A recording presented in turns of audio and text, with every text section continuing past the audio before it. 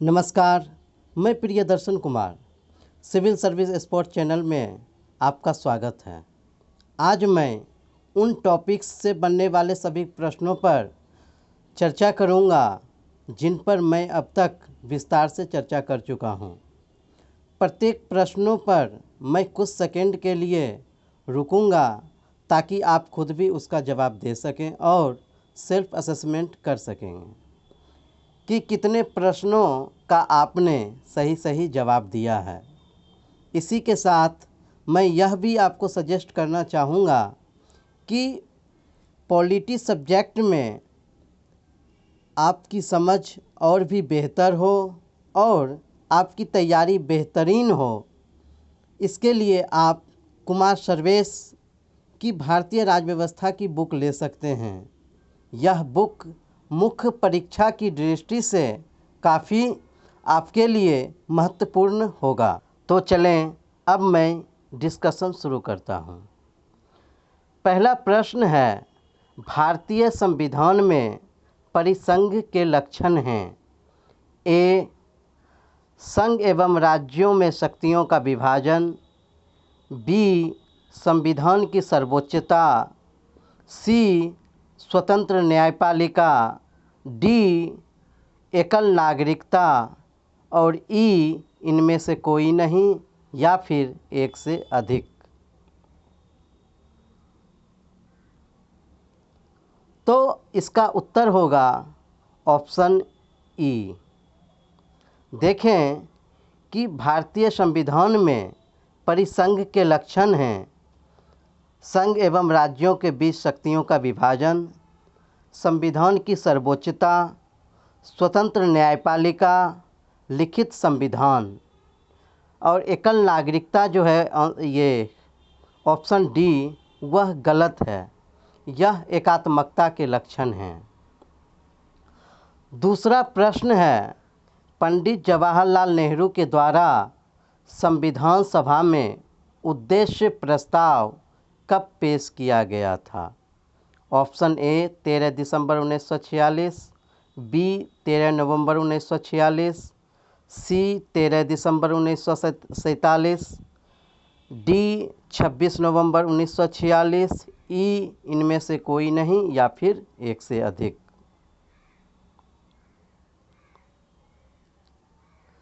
तो आपका आंसर होगा ऑप्शन ए। देखें कि जवाहरलाल नेहरू ने 13 दिसंबर 1946 में संविधान सभा में उद्देश्य प्रस्ताव पेश किया, जिसे संविधान सभा ने 22 जनवरी 1947 को इसे स्वीकार किया था। क्वेश्चन नंबर 3, संविधानवाद के संदर्भ में निम्नलिखित में से कौन सा कथन सत्य है? ए, यह न्यायपालिका को सर्वोच्च मानता है। बी, यह संविधान को सर्वोच्च मानता है। सी, यह सरकार के अधिकारों को सीमित एवं विधि के अधीन बनाता है। ऑप्शन डी, ए और बी दोनों। ऑप्शन ई, इनमें से कोई नहीं या फिर एक से अधिक।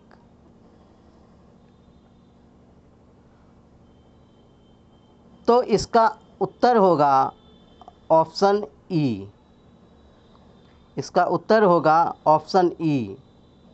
देखें, संविधानवाद एक ऐसी संकल्पना है जो संविधान को सर्वोच्च मानती है तथा सरकार के अधिकारों को सीमित एवं विधि के अधीन बनाती है। साथ ही यह राज्य और जनता के बीच संबंधों का निर्धारण भी करती है। इसलिए इसका जो आंसर होगा बी, जो कि कह रहा है कि संविधान को सर्वोच्च मानता है, सही है। और ऑप्शन सी, यह सरकार के अधिकारों को सीमित एवं विधि के अधीन बनाता है। इसलिए बी और सी जो है दोनों सही है। इसलिए हमारा आंसर क्या हो जाएगा? ई। अब नेक्स्ट क्वेश्चन है, भारतीय संविधान का निर्माण भारतीयों की इच्छा के अनुसार होगा, यह कथन किसका है? एम.एन. राय का, बी.जी. तिलक का, मोतीलाल नेहरू का, महात्मा गांधी का, या फिर ई इनमें से कोई नहीं, या फिर एक से अधिक? तो हमारा उत्तर होगा ऑप्शन डी। देखें, महात्मा गांधी ने 1922 में पहली बार हरिजन पत्रिका में अपना विचार व्यक्त करते हुए लिखा कि भारतीय संविधान का निर्माण भारतीयों के इच्छा अनुसार होना चाहिए। गांधी जी चाहते थे कि दक्षिण अफ्रीका के संविधान के तर्ज पर ही भारत में भी संविधान का निर्माण हो।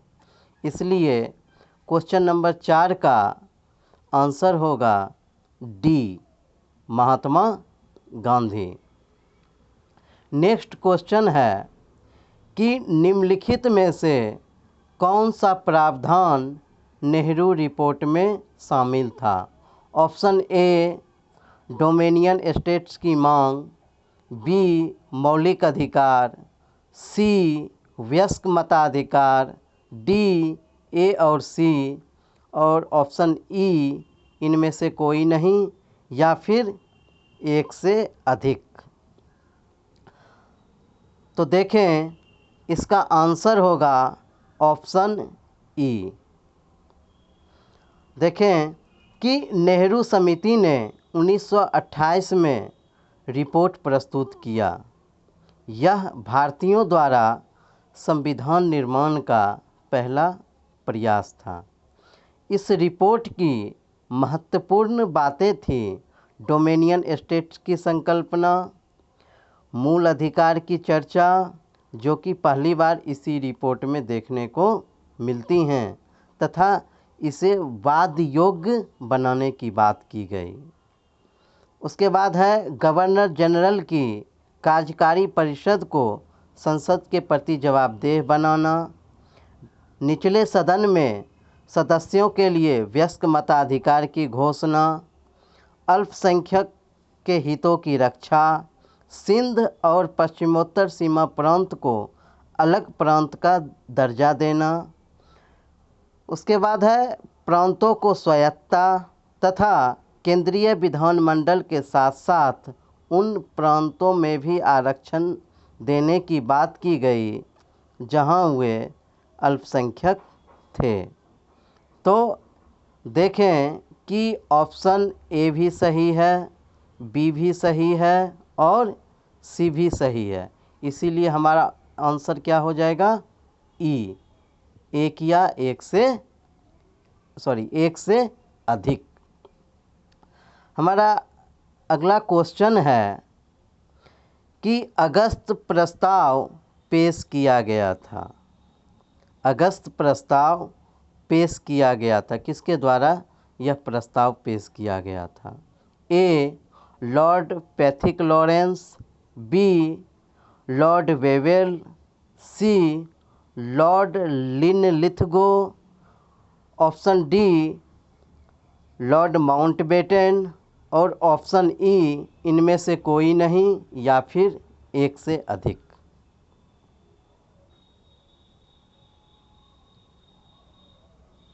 तो इसका उत्तर होगा option C. Option C, Lord Linlithgow. देखें कि अगस्त प्रस्ताव 1940 में वायसराय लॉर्ड लिनलिथगो द्वारा प्रस्तुत किया गया था, जिसमें युद्धों उपरांत संविधान बनाने की घोषणा की गई थी। भारतीयों द्वारा स्वयं का संविधान निर्माण करने की अंग्रेज़ों द्वारा दी गई यह प्रथम स्वीकृति थी।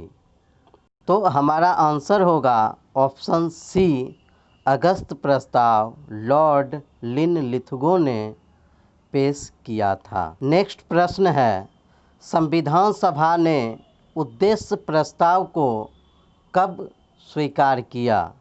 22 जनवरी 1947, बी 24 जनवरी 1947, सी 24 जनवरी 1948, डी 22 जनवरी 1948 और ऑप्शन ई इनमें से कोई नहीं या फिर एक से अधिक।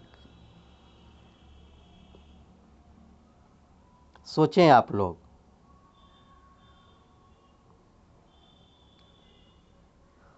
तो हमारा उत्तर होगा option A 22 January 1947।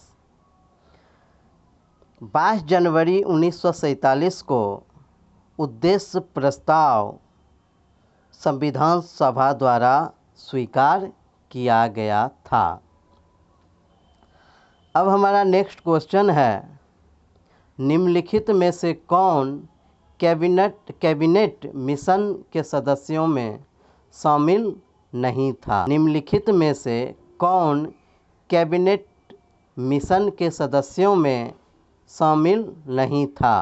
Lord Wavell, Lord Pethick Lawrence, Cripps, option D AV Alexander, option E इनमें से कोई नहीं या फिर एक से अधिक।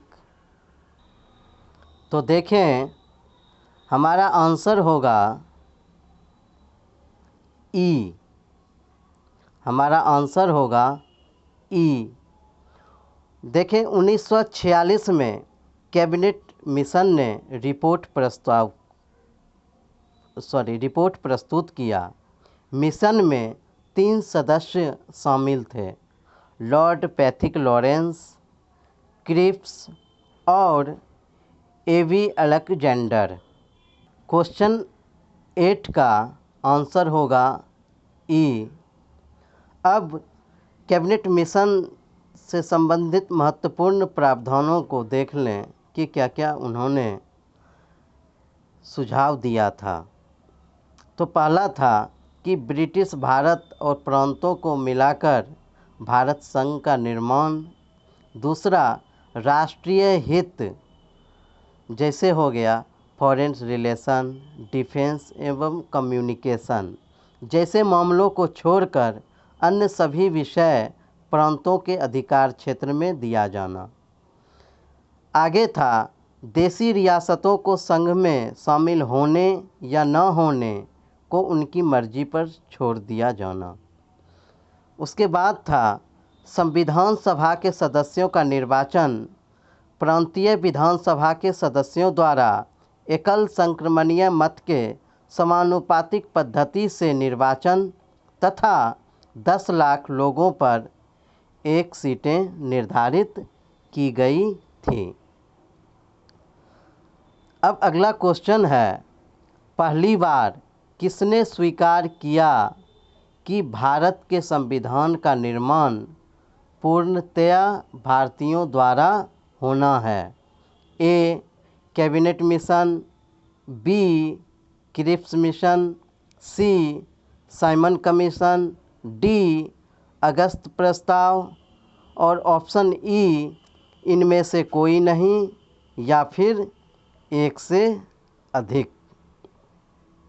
सोचें।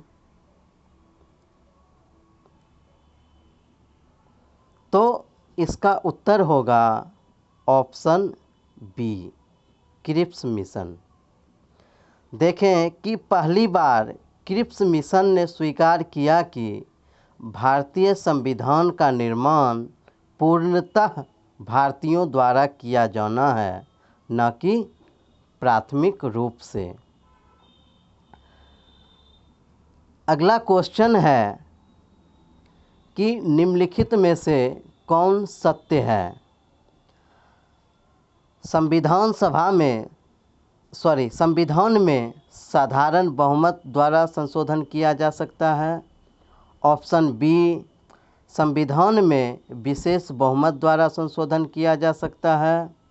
ऑप्शन सी, संविधान में विशेष बहुमत के साथ साथ आधे राज्यों के अनुसमर्थन द्वारा संशोधन किया जा सकता है।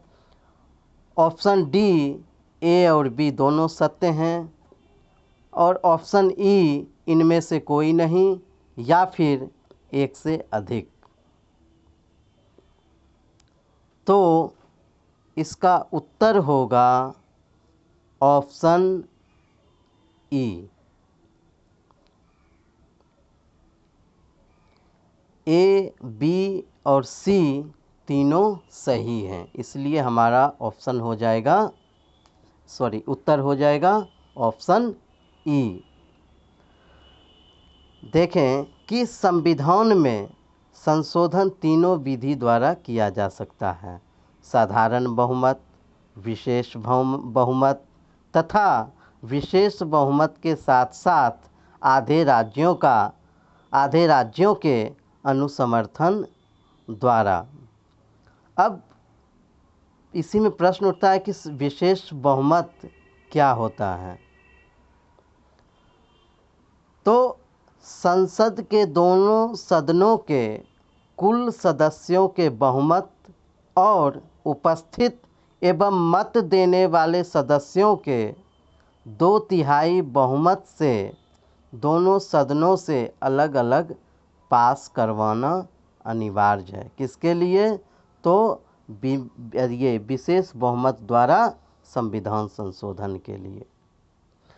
संसद अनुच्छेद 368 के तहत संविधान के किसी भी अंश में संशोधन कर सकती है। दूसरा है कि विशेष बहुमत के साथ साथ आधे राज्यों का अनुसमर्थन, इसका क्या मतलब हुआ? तो इसका मतलब हुआ कि संसद के दोनों सदनों से विशेष बहुमत द्वारा पास होने के साथ साथ किसी भी कानून को लागू करने के लिए कम से कम आधे राज्यों का जो है वह समर्थन भी लेना अनिवार्य होगा। और इससे संबंधित क्या क्या हैं जिनके लिए विशेष बहुमत के साथ साथ आधे राज्यों का अनुसमर्थन भी हमारे लिए आवश्यक है। तो पहला है राष्ट्रपति की निर्वाचन प्रक्रिया। दूसरा, संघ एवं राज्यों की कार्यपालिका शक्ति का विस्तार। तीसरा, सर्वोच्च न्यायालय एवं उच्च न्यायालय की अधिकारिता। चौथा, संघ एवं राज्यों के मध्य विधायी शक्तियों का विभाजन। पाँचवां, 7वीं अनुसूची। आठवां, संसद में राज्यों का प्रतिनिधित्व। नौवां, संविधान संशोधन प्रक्रिया अनुच्छेद 368 से संबंधित। आगे है साधारण बहुमत द्वारा संविधान संशोधन। तो देखें कि साधारण बहुमत द्वारा किन किन अनुच्छेदों में ये संविधान संशोधन किया जा सकता है। तो पहला है अनुच्छेद 2, 3 एवं 4 के अधीन नए राज्यों का निर्माण और वर्तमान राज्यों के क्षेत्रों, उनकी सीमाओं एवं नाम में परिवर्तन। दूसरा है संविधान की दूसरी अनुसूची, जैसे राष्ट्रपति, राज्यपाल, लोकसभा के स्पीकर, न्यायाधीश के वेतन भत्ते आदि। तीसरा है उच्चतम न्यायालय के न्यायाधीशों की संख्या और उसके क्षेत्राधिकार का विस्तार। पाँचवा है राजभाषा से संबंधित प्रावधान। छठा है संसदीय एवं विधानमंडलीय निर्वाचन और निर्वाचन क्षेत्रों का परिसीमन। सातवां है संविधान के भाग 2 में नागरिकता का अर्जन और उसका परित्याग। और अंतिम है केंद्र शासित प्रदेश। नेक्स्ट प्रश्न है मूल संविधान में शामिल हैं। ए, 395 अनुच्छेद, बी 24 भाग, सी 8 अनुसूचियाँ, डी ए और बी, और ऑप्शन ई इनमें से कोई नहीं या फिर एक से अधिक।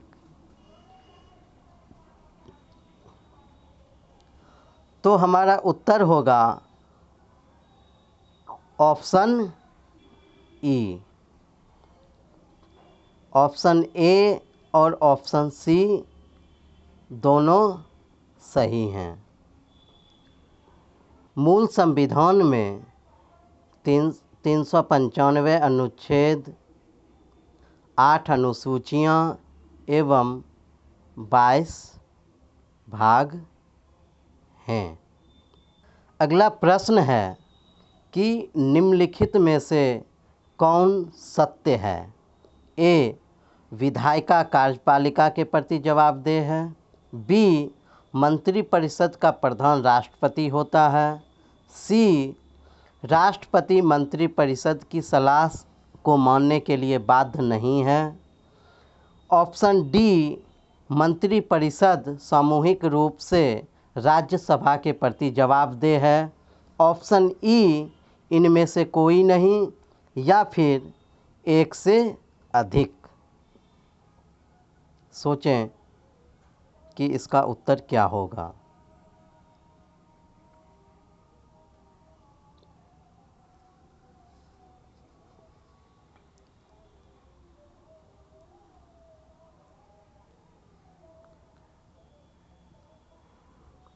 तो इसका आंसर होगा ऑप्शन ई। Option E. देखें कि ए भी गलत है। विधायिका कार्यपालिका के प्रति जवाबदेह नहीं है, बल्कि कार्यपालिका जो है वह विधायिका के प्रति जवाबदेह है। अगला बी देखें, कह रहा है कि मंत्रिपरिषद का प्रधान राष्ट्रपति होता है। नहीं, मंत्रिपरिषद का प्रधान प्रधानमंत्री होता है। ऑप्शन सी देखें, राष्ट्रपति मंत्रिपरिषद की सलाह मानने के लिए बाध्य नहीं है। ये गलत है। राष्ट्रपति मंत्रिपरिषद की सलाह मानने के लिए बाध्य है। और शमशेर सिंह बाद में यह कहा गया है कि मंत्रिपरिषद का समाधान बराबर राष्ट्रपति का समाधान।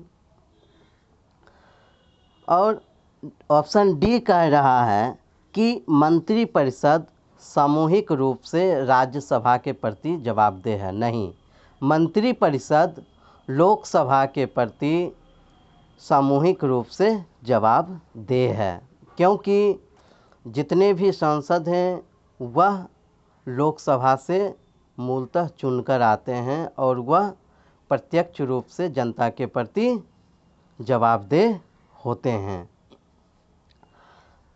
इसलिए हमारा आंसर क्या हो जाएगा? Option E. नेक्स्ट क्वेश्चन है कि भारतीय संविधान में एकात्मकता के कौन कौन से लक्षण मौजूद हैं? ऑप्शन ए, एकल संविधान। ऑप्शन बी, एकल नागरिकता। ऑप्शन सी, अवशिष्ट शक्तियां केंद्र में निहित होना। ऑप्शन डी, आपात उपबंध। और ऑप्शन ई, इनमें से कोई नहीं या फिर एक से अधिक। सोचें, फिर मैं जवाब देता हूँ।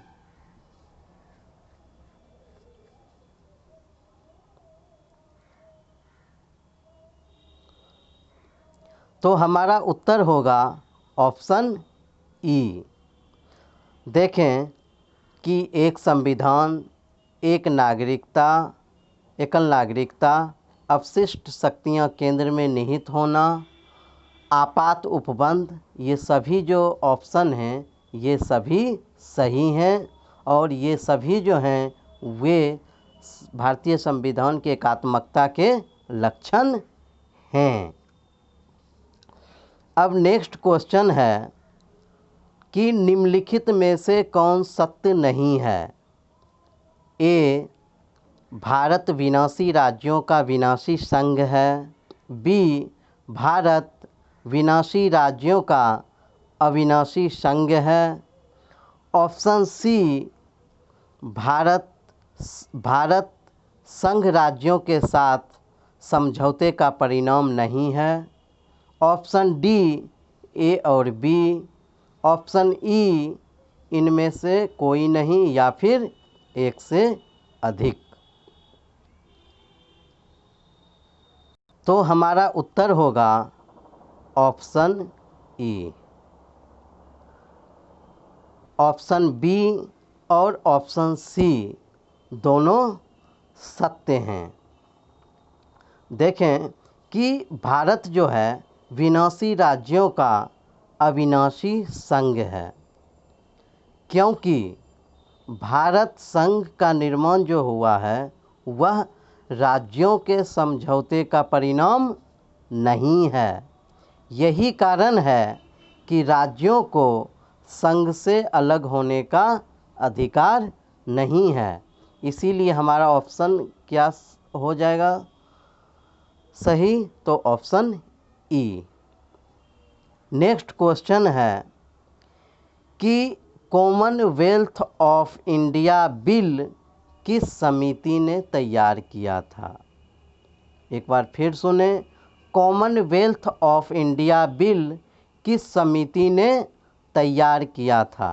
ए, नेहरू समिति, बी, संप्रू समिति, सी, अंबेडकर समिति, ऑप्शन डी, स्वर्ण सिंह समिति और ऑप्शन ई, इनमें से कोई नहीं या फिर एक से अधिक। तो हमारा उत्तर होगा ऑप्शन बी, संप्रू समिति ने। देखें कि अप्रैल 1923 में संप्रू समिति ने कॉमनवेल्थ ऑफ इंडिया बिल का प्रारूप तैयार किया, जिसे 1925 में गांधी जी की अध्यक्षता वाले दिल्ली सर्वदलीय सम्मेलन में प्रस्तुत किया गया था। यह संविधान निर्माण की दिशा में एक महत्वपूर्ण प्रयास के रूप में देखा जाता है। तो अगला क्वेश्चन है, भारत में सर्वोच्चता किसकी है? ए, संसदीय सर्वोच्चता, बी, न्यायपालिका की सर्वोच्चता, ऑप्शन सी, संवैधानिक सर्वोच्चता, ऑप्शन डी, बी और सी और ऑप्शन ई, इनमें से कोई नहीं या फिर एक से अधिक। सोचें कि इसका उत्तर क्या होगा।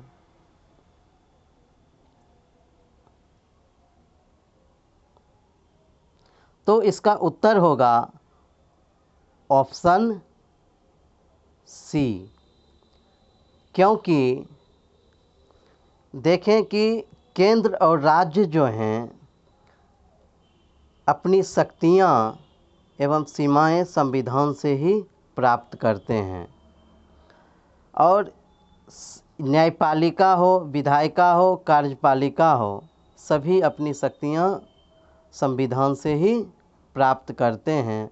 इसलिए संविधान क्या हो गया? सर्वोच्च हो गया। नेक्स्ट क्वेश्चन है कि 1925 में दिल्ली सर्वदलीय सम्मेलन की अध्यक्षता किसने की थी? Option A, Motilal Nehru, option B, Mahatma Gandhi, option C, Sardar Patel, option D, Sarojini Naidu और ऑप्शन ई, इनमें से कोई नहीं या फिर एक से अधिक। तो हमारा उत्तर होगा ऑप्शन बी, और जिसकी चर्चा मैंने थोड़ी देर पहले भी की थी।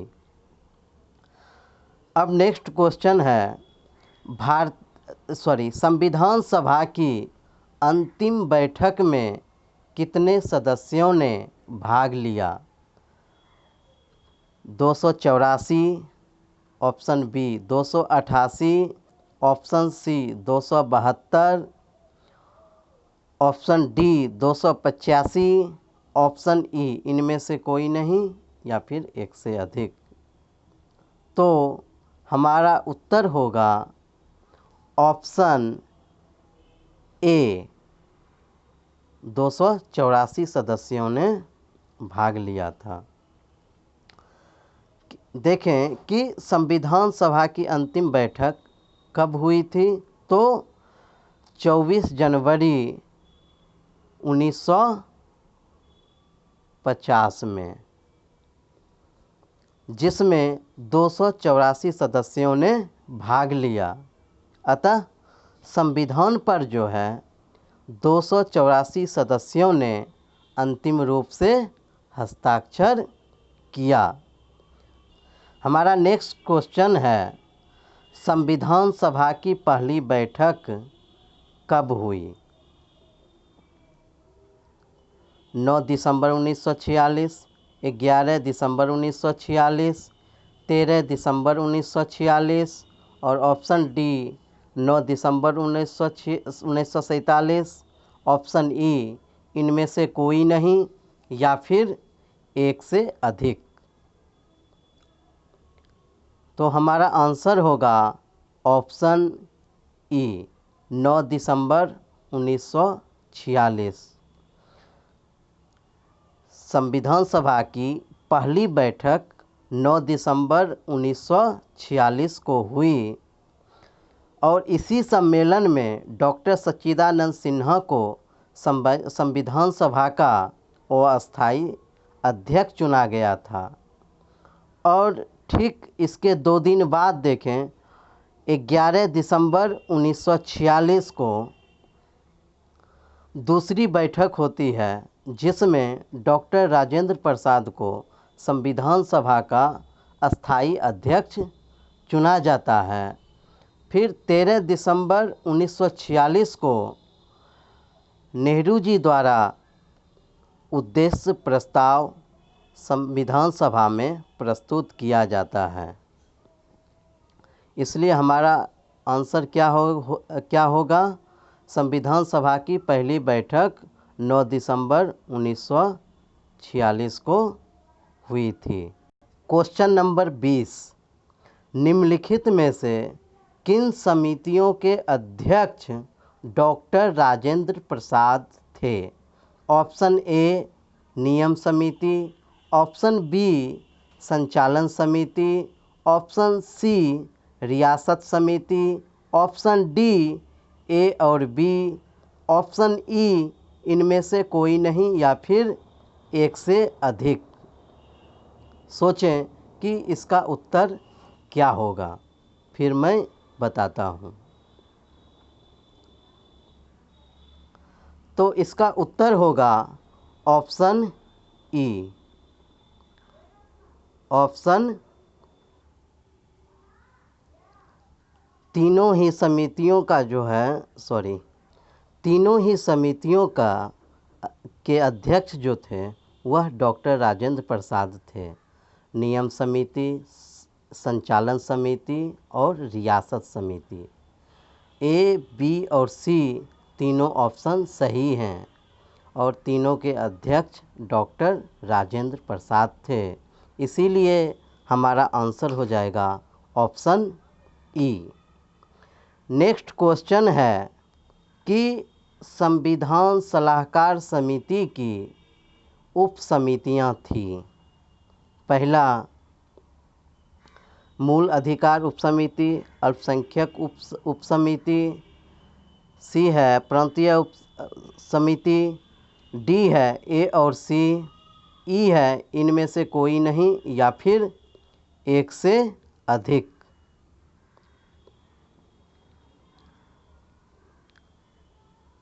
तो हमारा आंसर होगा ऑप्शन ई। संविधान सलाहकार समिति की जो 2 उप समितियाँ थीं वह था मूल अधिकार उप समिति और अल्पसंख्यक समिति। संविधान सलाहकार समिति के अध्यक्ष कौन थे? तो सरदार पटेल थे और इनके अंदर 2 उप समितियाँ थीं, मूल अधिकार उपसमिति और दूसरा अल्पसंख्यक उपसमिति। मूल अधिकार उपसमिति के जो अध्यक्ष थे वे थे JV कृपलानी और अल्पसंख्यक उपसमिति के जो अध्यक्ष थे वे थे HC मुखर्जी। अब नेक्स्ट क्वेश्चन है कि भारत के लिए संविधान की रचना हेतु संविधान सभा के गठन का विचार सर्वप्रथम किसने दिया था? मुस्लिम लीग 1940, बी सर्वदलीय सम्मेलन 1946, Swaraj party 1934, D Congress party 1936, option E इनमें से कोई नहीं या फिर एक से अधिक। सोचें कि इसका उत्तर क्या होगा। तो इसका उत्तर होगा ऑप्शन सी, स्वराज पार्टी 1934। थोड़ा डिटेल इसका जान लें कि मई 1934 में गठित स्वराज पार्टी ने आत्मनिर्णय के अधिकारों की मांग करते हुए एक प्रस्ताव पारित किया जिसमें उन्होंने कहा था कि भारतीय संविधान का निर्माण वयस्क मताधिकार पर निर्वाचित संविधान सभा द्वारा किया जाए। अब हमारा नेक्स्ट क्वेश्चन है, संविधान सभा का गठन किया गया था। Option A cabinet mission, option B Cripps mission, option C Bharat सरकार अधिनियम, ऑप्शन डी भारत स्वतंत्रता अधिनियम और ऑप्शन ई इनमें से कोई नहीं या फिर एक से अधिक। सोचें कि इसका उत्तर क्या होगा। संविधान सभा का गठन किया गया था, तो इसका जवाब होगा ऑप्शन ए कैबिनेट मिशन के तहत। संविधान सभा का गठन जो है कैबिनेट मिशन के प्रावधानों के तहत किया गया था। अब हमारा नेक्स्ट क्वेश्चन है, प्रांतों से संविधान सभा के सदस्य निम्नलिखित में से देखें कि इसमें कौन सत्य हैं। ऑप्शन ए, और ये जो प्रश्न है यह UPSC में पूछा जा चुका है। ऑप्शन ए है उन प्रांतों के लोगों द्वारा सीधे निर्वाचित हुए, बी भारतीय राष्ट्रीय कांग्रेस तथा मुस्लिम लीग द्वारा नामित हुए थे, सी प्रांतीय विधानसभाओं द्वारा निर्वाचित हुए थे, ऑप्शन डी सरकार द्वारा संवैधानिक मामलों में उनकी विशेषज्ञता के लिए चुने गए थे, और ऑप्शन ई इनमें से कोई नहीं या फिर एक से अधिक। तो हमारा उत्तर होगा ऑप्शन सी, प्रांतीय विधानसभाओं द्वारा निर्वाचित हुए थे। Option C. देखें कि कैबिनेट मिशन के सदस्यों द्वारा दी गई सलाह के अनुसार प्रांतीय विधानसभा के सदस्यों द्वारा संविधान सभा के सदस्यों को निर्वाचित किया गया था। भारत शासन अधिनियम 1935 के तहत मताधिकार शिक्षा एवं संपत्ति के आधार पर सीमित था। नेक्स्ट क्वेश्चन है कि संविधान सभा के विषय में कौन सा कथन असत्य है। ऑप्शन ए, वह वयस्क मताधिकार पर आधारित नहीं था, ऑप्शन बी, वह प्रत्यक्ष निर्वाचन का परिणाम था, ऑप्शन सी, वह बहुदलीय था, ऑप्शन डी ए और सी, ऑप्शन ई इनमें से कोई नहीं या फिर एक से अधिक। तो हमारा आंसर होगा ऑप्शन ई। ऑप्शन ए और बी दोनों सही है। वयस्क मताधिकार पर आधारित नहीं थी और ऑप्शन बी वह ऑप्शन बी वह प्रत्यक्ष निर्वाचन का परिणाम थी। यह दोनों क्या है? असत्य है। नेक्स्ट क्वेश्चन है हमारा 1946 में गठित अंतरिम सरकार में शामिल सदस्य थे। Option A C Rajagopalachari, option B doctor Rajendra Prasad, option C Jagjivan Ram, option D A और बी, और ऑप्शन सी इनमें से कोई नहीं या फिर एक से अधिक। सोचें कि इसका उत्तर क्या होगा।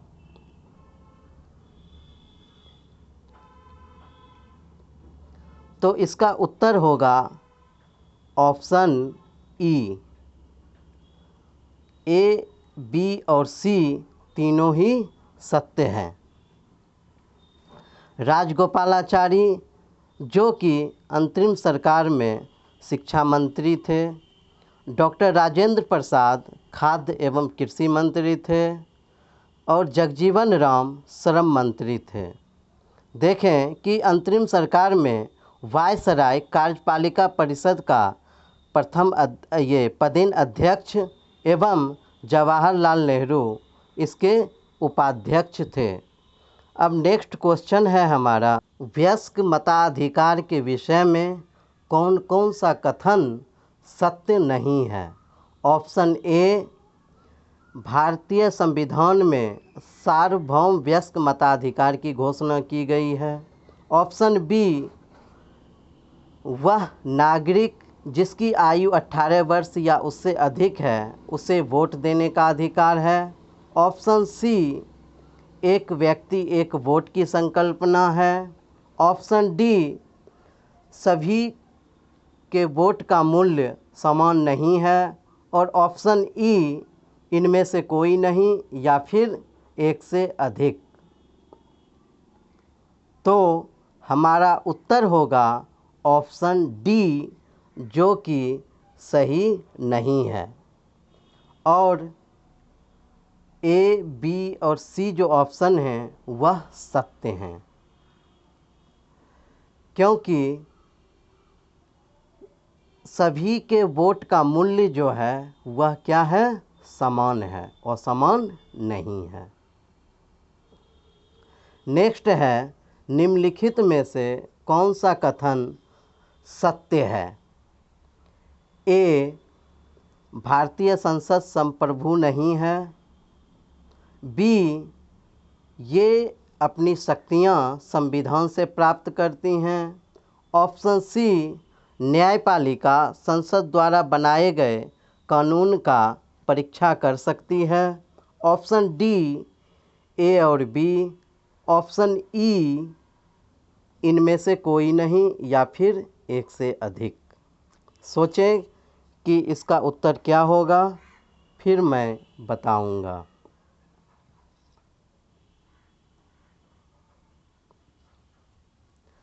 तो इसका उत्तर होगा ऑप्शन ई।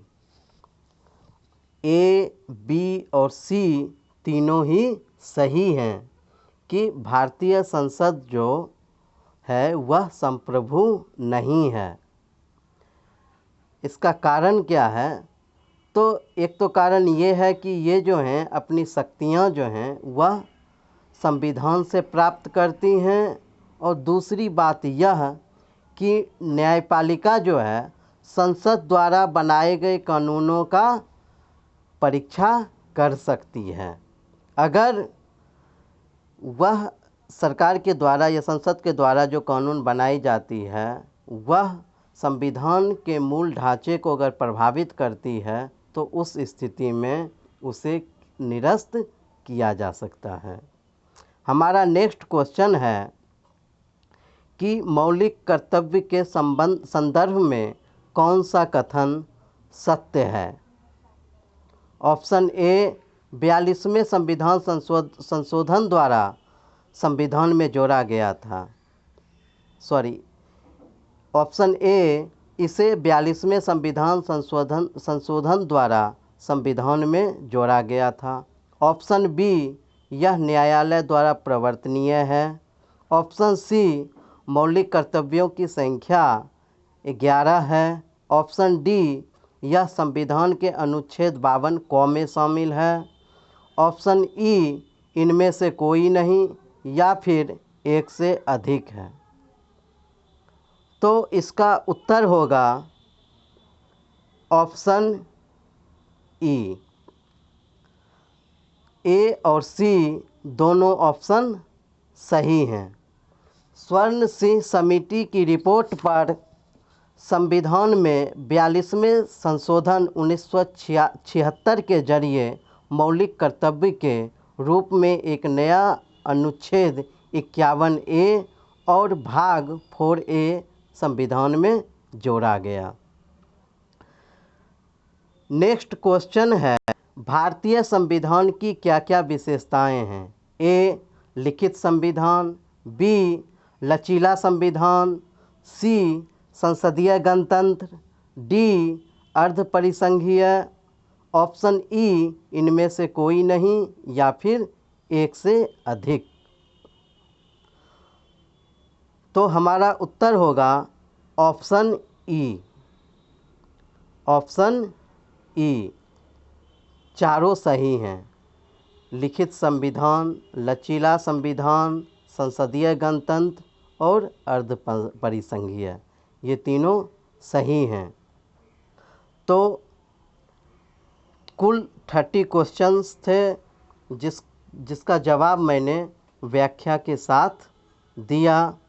अब आप लोग देखें कि आप लोगों ने कितने क्वेश्चंस सही किए। आप सभी का धन्यवाद हमारे और हमारे चैनल सिविल सर्विस स्पॉट से जुड़ने के लिए। बहुत बहुत धन्यवाद।